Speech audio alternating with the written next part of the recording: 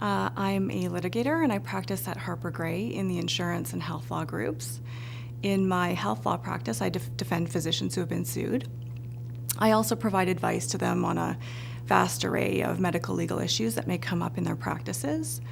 In my insurance practice, I act for large insurance companies as well as several large retail chains, and I assist them when they've got civil actions and also provide advice on risk management. I think, I like to work hard and bring a practical approach to my practice and resolve claims efficiently for my clients.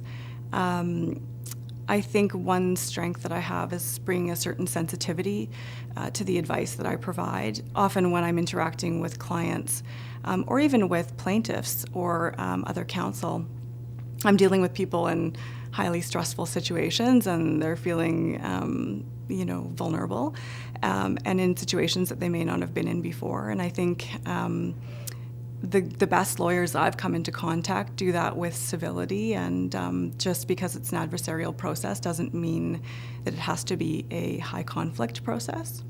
I find the practice of law very fulfilling. I think some of the relationships that I've cultivated over my years of practice have been very fulfilling, with members of my firm and counsel that I've dealt with, but also with clients and even with litigants that I've dealt with as well. And a lot of cases these days, we're seeing more and more self-represented litigants, and so I think I have even developed relationships with those individuals as I've been practicing, and I've found that rewarding.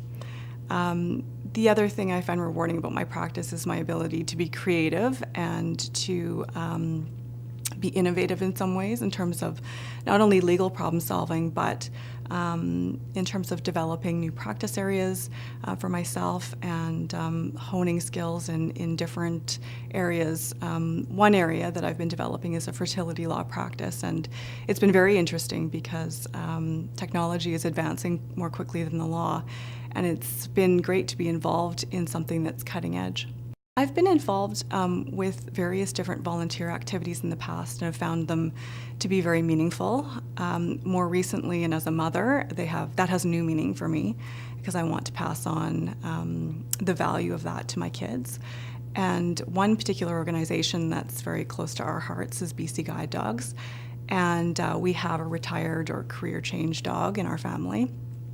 And that organization I've really gotten to know very well over the years, and I've seen that the work that they've done for not only people who are visually impaired, but also children with autism. They now have autism support dogs and are involved in breeding and training those dogs, and they go on to serve various families for many years to come, and it's been really neat to see that happen.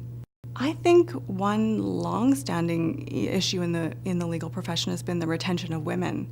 And for me, I've been involved in mentoring other associates within my firm in my role as associate chair.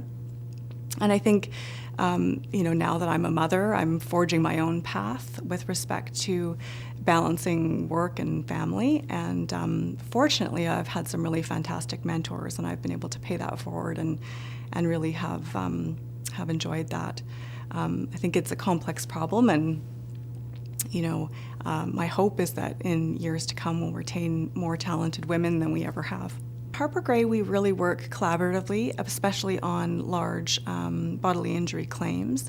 And not only that, within our practice groups, we're always sharing the knowledge that we've gained while working on files, and we like to share that knowledge with each other so that we can become better at what we do and better serve our clients.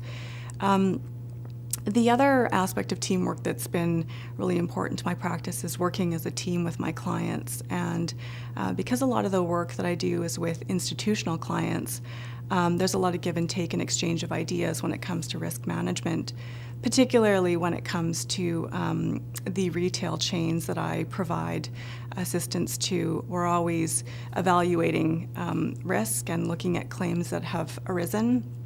And hopefully policies get put into place and changes get implemented which help to reduce risk in the future, and not only to reduce the number of claims that they may have, but also aid our ability to defend claims once they arise.